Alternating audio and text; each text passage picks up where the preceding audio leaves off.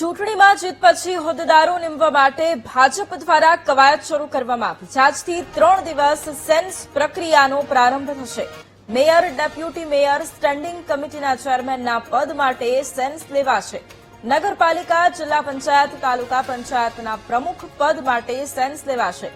Sense પ્રક્રિયા પછી ભાજપની પાર્લામેન્ટરી બોર્ડની બેઠક મળશે। પાર્લામેન્ટરી બોર્ડની બેઠકમાં હોદ્દેદારોના નામ પર આખરી મહોર પણ લાગશે।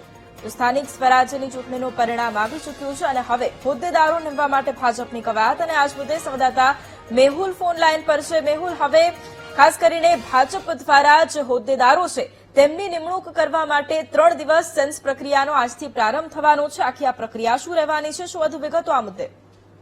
બિલકુલ અધ્યક્ષજી, જે પરંપરા એવી હતી કે જે ઉમેદવારોની પસંદગી થાય તે પસંદગી જે છે તે પસંદગી મામલે સેન્સ પ્રક્રિયા જિલ્લા કક્ષાએ લેવામાં આવતી હતી, પરંતુ હવે જે જિલ્લા તાલુકા પંચાયતોમાં ભારતીય જનતા પાર્ટીનો વિજય થયો છે તેને જોતા પ્રમુખ કોણ હોઈ શકે છે તેના સંદર્ભે પણ સેન્સ લેવાની પ્રક્રિયા હાથ ધરવામાં આવે છે। આ પ્રક્રિયા 3 દિવસ સુધી ચાલશે।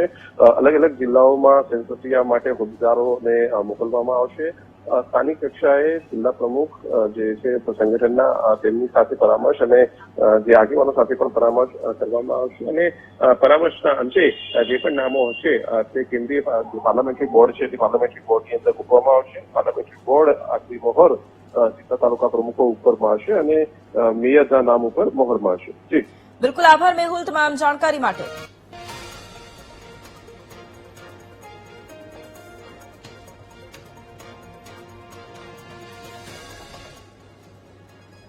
આજથી